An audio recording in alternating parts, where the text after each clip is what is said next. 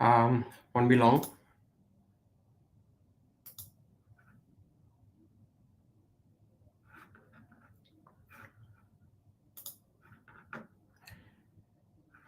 Okay, good afternoon again, everyone. My name is Alpesh Patel. I'm a registered migration agent. Today, live from Perth office on Insta, Facebook, and YouTube. I'll be talking about this genuine student requirement, which has been in place from 23rd of March 2024. As you would know that on 11th of December 2023, migration strategy was announced. And as part of that, there was an announcement that such changes are coming. So it doesn't really surprise us, but this is to give you the actual implementation about those changes.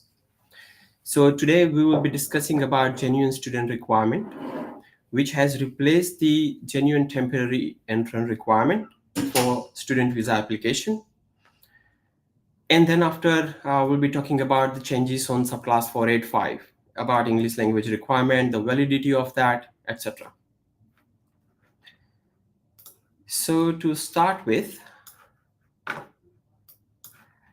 I'll give you an information on who is going to benefit out of this session. If you are currently a holder of visitor visa with no further stay condition not imposed on your current visitor visa and planning to apply for student visa, then you should listen to this. The second one is your current 485 is about to expire, but you haven't been invited and you are planning to apply for another student visa. This is also going to help you. If you are a holder of subclass 476 and you haven't got any other PR pathway and planning to go on student visa, then also this is going to help you. And most importantly, if you are currently a student visa holder and your student visa is about to expire and you are about to complete your course, then also you should listen to this because that will benefit to you as well. So let's start with the student visa requirement. The changes, the major change about that is two basically. One is the English language requirement, and the second one is genuine student requirement, which has replaced the genuine temporary entrant. In terms of the English language requirement to apply for student visa, the score required for IELTS or equivalent has been increased by 0.5 in almost all categories, except you are coming here just to learn English. That means to say is that the minimum score required for a student visa in IELTS, which used to be 5.5, which is now 6 or equivalent. The second point on that one is the minimum score required when you are taking LE course leading to some sort of another course. So it's called package IELTS, package LE course towards the main course. Then the minimum score required for that was 4.5, which is now required 5 in IELTS or equivalent. For those students who are studying only English, there is no change for them, which is good. This has already been in place from 23rd of March 2024. So whoever has applied for the visa before 23rd of March 2024, they are not impacted by this change. Whoever is submitting an application on 23rd or onwards will require to meet this higher score requirement. The validity of the score for the student visa application is not changed. That is still at 2 years. On 23rd of March 2024, the another change was that GT has been replaced by genuine student. Genuine student requirement, in the past, there was a direction number 108 issued by the minister to the case officer on how to assess an application to understand whether the student is genuine temporary entrant or not. That now has been replaced by the direction number 106. Now that is explaining to the case officer on how to assess the student visa application. Down the track, I'll make you aware as well what are the significant changes, if there is any, in between genuine student and genuine temporary entrant. First of all, I'll go through what the department will be looking at as part of this genuine student requirement, what sort of questions they are now asking as part of the application instead of just the attachment. And most importantly, the department would like to have an evidence for every point, whatever you're claiming for yourself to be genuine student, instead of just a statement. So to repeat it, just a statement is not going to help you get the student visa. The supporting evidence must be provided to make your application stronger.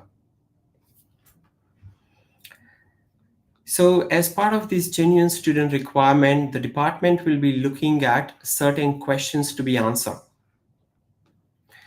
These questions may include that details of the applicant's current circumstances. This includes the ties of the applicant with their family, community, employment, and economic circumstances back in their home country. This is similar to the genuine temporary entrant as well, except that the department is not intending you to tell to the department that you are just coming over here to study and then you will go back to your home country. Now you can say to the department that you are coming here to study, which is your primary focus and goal of obtaining this student visa. And down the track, after completion of the study, if you have an opportunity in your particular nominated employment occupation, then you can inform the department as well, and that's not going to be taken in a negative way, which used to be in the past. So this is a good point now. The second point the department is looking for is explain why the applicant wish to study in this course. So particular course, why you're choosing that one, why you would like to do that particular course from that particular university or college only, and did you take into consideration that why you couldn't do that course in your home country from those provider. This is similar to what it was in genuine temporary entrant as well. So there are not many changes on this particular topic. The next question the department will be intending to be answer is explain how completing the course will be benefited to the applicant, to you. So again, this is similar to genuine temporary entrant. Upon completion of the course, what you will be doing. In the past, as part of genuine temporary entrant, it was required to be shown that back in your home country, you have a brilliant opportunity upon completion of the particular course. Now, with this new genuine student requirement, if you have a particular job opportunity in Australia, or if you think that after completion of the course, you have a bright future in Australia, then you can mention them as well. And that may not consider as a negative on your application. Going further on that one is the department will be intending to look at details of any relevant information of the applicant who would like to be included, like your family members. Over here, I think it's a bit of positive point for the secondary applicant to obtain a student visa when the primary applicant is already studying in Australia. The next one is mainly about those who are already on some sort of substantive visa in Australia and would like to consider student visa now. Department would like to know the history of applicant study record in Australia from the date of first arrival. I'll be taking a bit of time to explain this one because I understand majority of the students are going to be affected by this one. To take a very simple scenario, let's say you came here to study Master of Business Administration. After 6 months of the course completion, you realize that this is not taking you to the permanent residency. And then you change the course from Master of Business Administration to Master of Professional Accounting. Eventually, what you are going to have is you'll be having short of 6 months to complete your course because the visa was granted for 2 years to do MBA. So you invested 6 months to do MBA and then you are starting MPA. What will happen in this situation is you'll have to apply for the student visa extension to make sure that you can you can complete your course within the given time frame. With this situation, I don't think that really going to cause lots of issues to you, as long as your academic progress has been pretty good over that 1.5 year. If you have failed in so many units and you're just kind of buying time to stay in Australia while you're waiting for your invitation on base of your other occupation based off the overseas qualification, then this may not work for you. This is pretty much similar situation that if you came here to do Master of Business Administration, then you downgraded your course to do trade courses, for an example, Certificate 3 and 4 in commercial cookery. That's going to be challenging to be to have an approval from the department, because your intention over there is not quite clear on what you really wanted to do and what you want to do now. However, to have a positive point over there, if you are already working in a field as a cook, for an example, upon completion of Certificate 3, then it is going to work in your favor to prove to the department that you are genuinely want to do this Certificate 3 and 4 and you have career perspective in Australia as well.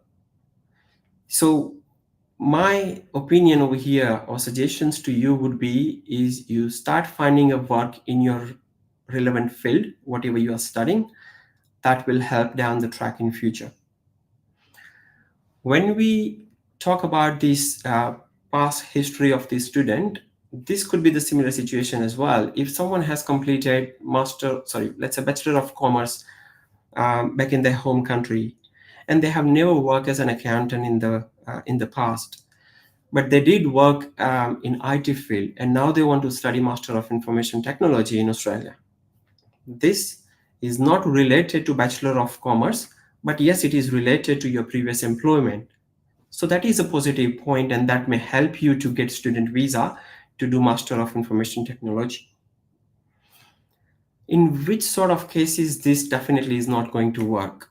So to give you an example, someone completed Bachelor of Arts in their home country. Upon completion of the course for 2 to 3 years, they did not study anything. They came here on visitor visa without having 8503 condition, which is no further stay condition, is not on the visitor visa.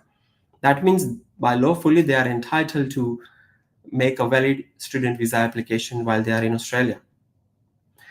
Now, if they wish to study Master of Information Technology or Master of Professional Accounting or Certificate 3 in 4 Commercial Cookery or some sort of trade courses, in these sort of cases, it is going to be pretty challenging, and it is highly likely that the visa is not going to be granted in such scenario.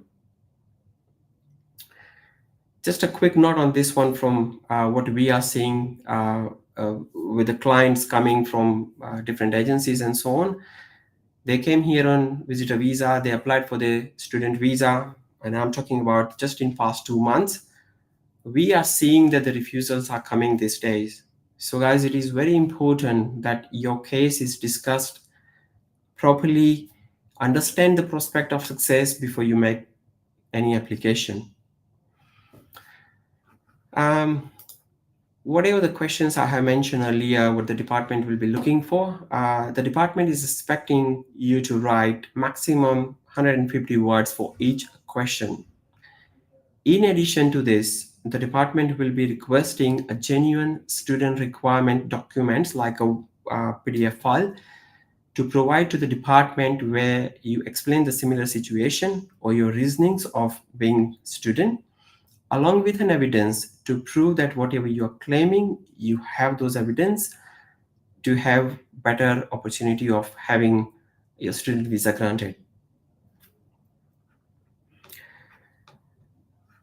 Generic statement without any evidence, the department will not consider, and it will increase the chances of refusal. So it's important that the application is prepared with all required and supporting evidence.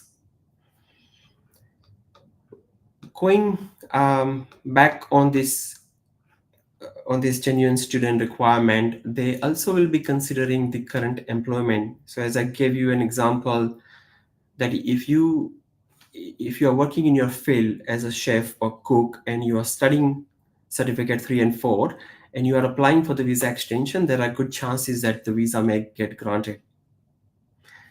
Who will be seeing more refusal or challenging to have the visa granted are the applicants whose visas are about to expire, subclass 485, 476, or probably visitor visa, and they want to now apply for student visa.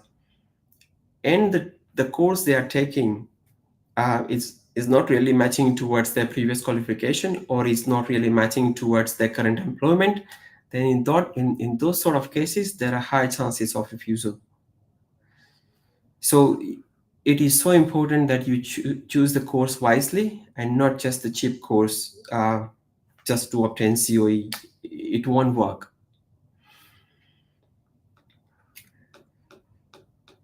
So to basically summarize this overall situation of genuine student and genuine temporary entrant, there are not many significant changes.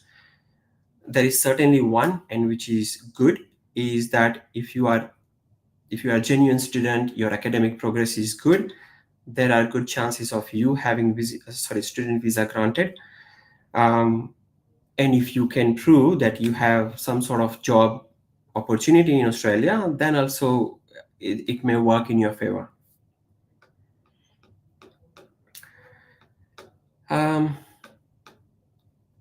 If you are jumping from one student visa to another student visa, doing different course just to buy time in Australia, or student visa completed, then went on 485, and then now you want to apply for student visa again just to buy time so that you can stay in Australia while you're waiting for the invitation, there are highly likely that the visa may get refused in this sort of situation.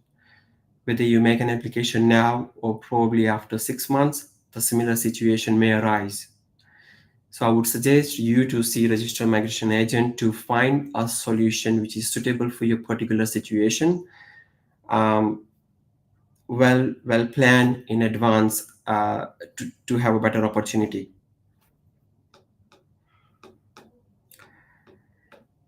Now, so this is all about basically student visa application. These are all have been implemented already from 23rd of March 2024. I'll be giving a brief information about temporary graduate visa, subclass 485. Upon completion of your qualification in Australia, bachelor degree or trade qualification or higher than bachelor degree, you may be eligible to apply for subclass 485. Just to give you a brief information, if you have done up to advanced diploma or anything lower, you may be eligible. It depends on your course, whatever you have completed. If you have done bachelor degree or higher than bachelor degree, you are eligible for that one. However, the new English language requirement need to be satisfied from 23rd of March 2024. This is similar to the student visa application, that if you have submitted your application for your temporary graduate visa, which is TR, before 23rd of March 2024, then you need to satisfy the old requirement. That means to say that, let's say you submitted your temporary graduate visa application on 22nd of March 2024, where you had overall 51, no less than 36 in any module, and that exam was given 2 years ago, then you are fine. Your visa is going to be granted as long as you are meeting the other requirements. However, if you have submitted the application on 23rd of March 2024 or after that with the same score and scenario, then it's going to be refused, because as I said that the exam was taken in 2 years. The department has reduced the validity of English score, whether it's IELTS or PTE, from 3 years to 2 years, just for the temporary graduate visa application, which is subclass 485. The validity of that particular score to apply for skills assessment or to apply for your permanent residency is still as it is. There is no change to that one. To apply for permanent residency, the English score is still valid for 3 years, so don't get confused in between. The validity has been reduced only for subclass 485. The required minimum score has increased as well, which if we talk about IELTS, then you have to have overall 6.5, no less than 6 in any module, any component of IELTS must be taken in past 12 months. This requirement of having your English score is at the time of an application criteria. So you cannot think that you don't have the score, you make an application and then submit the score later on before the department is making decision on your application. No, it's not going to work. It will be refused. So you have to have a score before you submit an application. The similar requirement for your PTE score has been increased as well.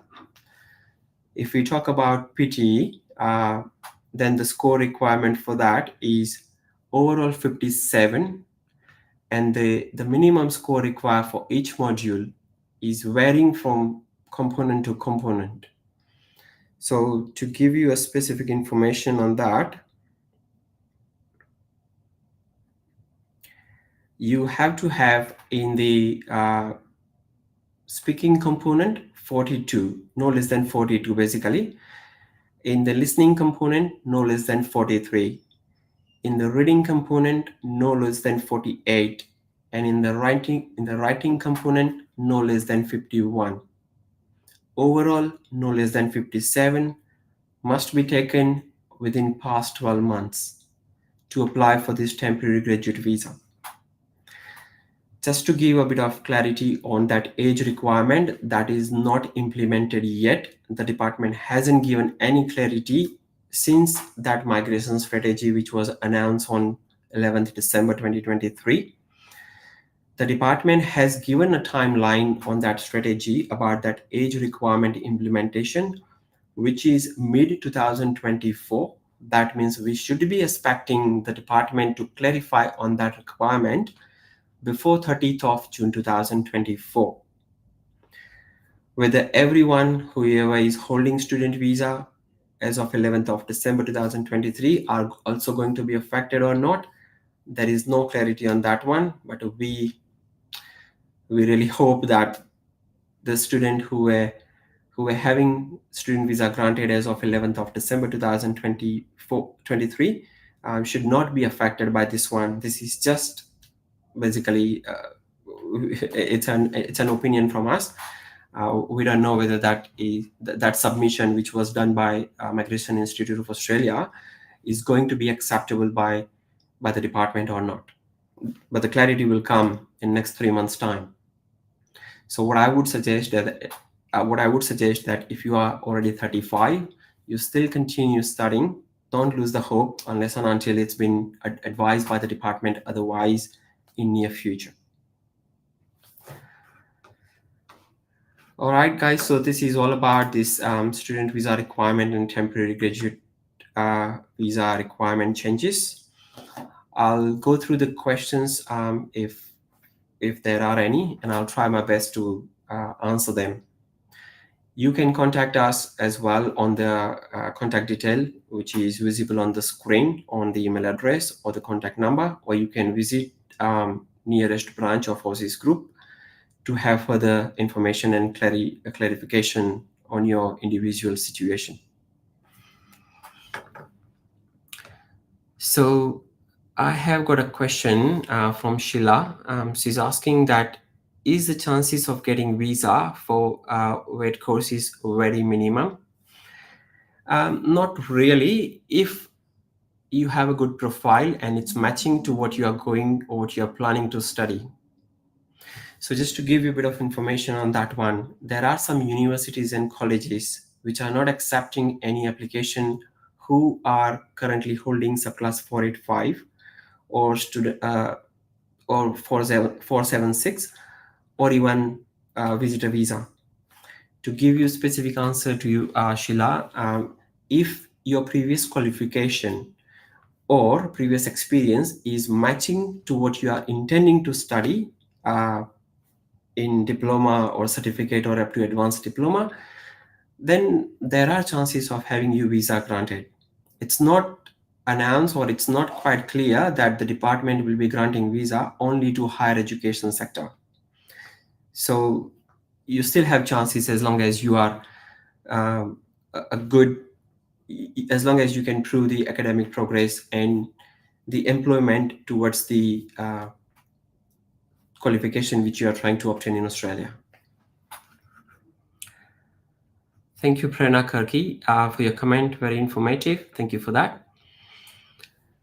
There is a question from a student or listener on Facebook. I'm an international student and finished my Master of Nursing from ECU last year, December, and I have applied for my 485 visa and it's going to be approximately 3 months. But I still didn't get it. I'm a bit worried now. Is there any reasons for anything for being delayed? As long as your application is accurate and you have met the eligibility criteria and you have provided the required documents, the department has taken 3 months. That's nothing to worry about. There could be multiple factors for that one.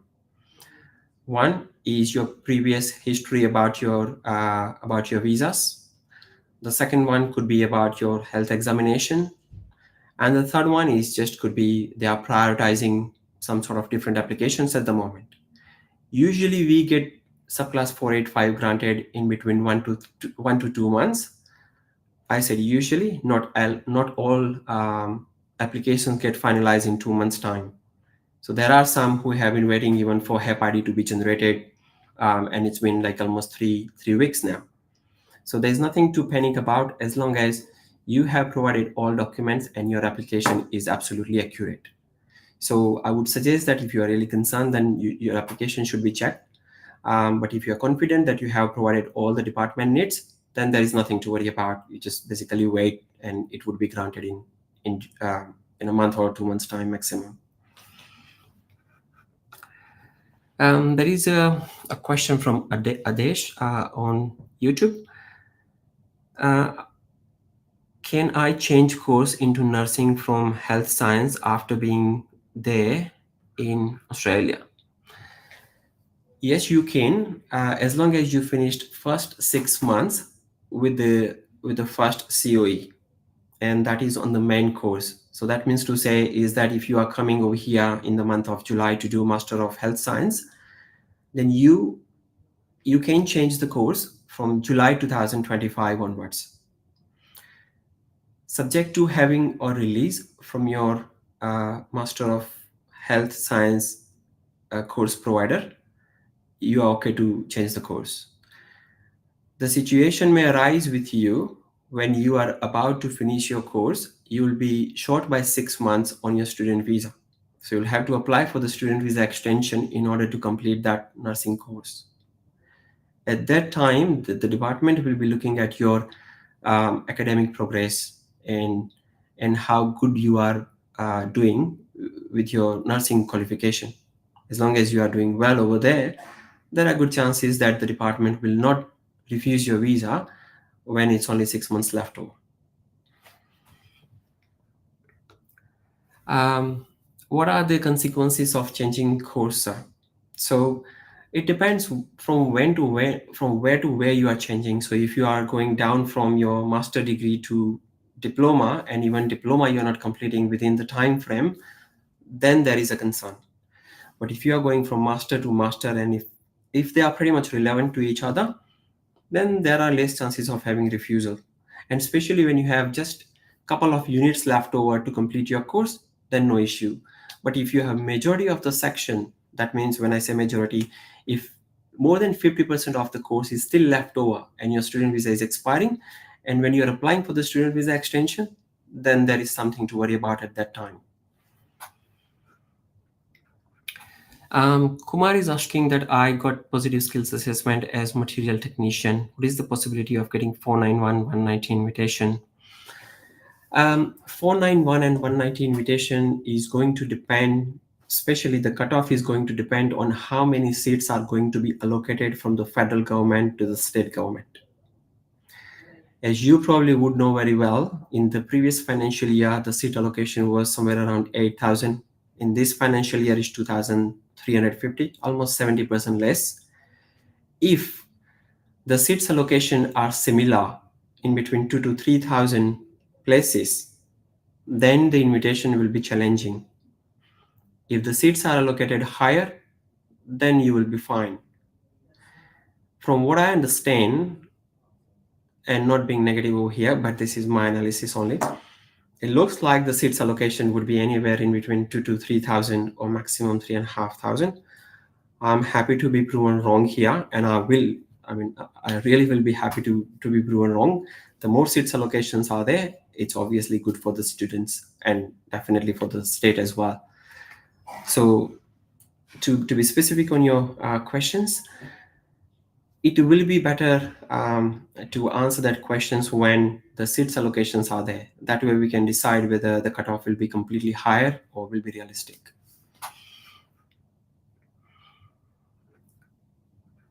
Where was I? Okay, same person is saying that I'm also thinking to do civil construction diploma. Could you please suggest college accredited with Engineers Australia? If you are in Western Australia, there are multiple colleges which provide that course. One of them is Apero. There is one called KCBT. Which college you are doing from, that from the Engineer Australia point of view, there is no issue. As long as you complete the course in in Australia and from Australian Institute, your skills assessment is going to go through. So particular college, you shouldn't be worried about. As long as you are doing from Australia, you will be fine on the skills assessment. Thank you, Sheila, for your comment. Replying to Sabrina, thank you for your reply. I have applied for my visa through aussizz.group for your subclass 485, if I'm not correct. Just a second. Yep. Yeah, no problem. Obviously, whoever has done your job must be done correctly. So just have patience. It's going to be granted. Don't worry about it. This is saying Bachelor of Health Science to Bachelor of Nursing. Yes, I don't see any issue as long as it's done after 6 months and your academic is progressing well. Anurag is saying Tasmania painting 85 points. I understand that you are trying to understand what is the cutoff over there for that particular occupation. In that case, 85 points, I understand it's good score. However, what's the cutoff going on for Tasmania at the moment? I'm not really sure on that one. But if you do send me an email, I'll get back to you on it. Ades is saying that after TI, should we return to home country if we aren't able to get PR? Good question, and that depends on your entire situation. I am happy to have one-on-one consultation with you, but to give you a bit of scenario on this one so that the other listeners also benefit from there, is once you are completing your 485 and if you don't have a pretty good genuine course to do which is related to your previous qualification or an experience, and you are at good score, then that's one of the options that you should consider rather than having refusal and staying in Australia unless and until that's your priority. Anurag, okay, so he is saying that, can I leave painting job after pre-invite? After pre-invite, if you don't have any condition, so that means to say is that if your pre-invite means state nomination, if that is not approved on base of your job offer letter, and Tasmania is specifically looking for you to have that 6 months or 12 months completed, then yes, you may leave it. All right. I have a question on Insta. My wife is in Perth, Australia, and I'm in Surat. We are married after her visa grant. I want to move her on student dependent visa. With this genuine student requirement, I think you have better chances than what it used to be as part of genuine temporary entrant. So the application should be submitted for your visa, and good chances of having it granted as long as your wife is academically academic academic academically progressing well, and not basically switching from one course to another course, or not downgraded from master degree to lower course. Then you should be good.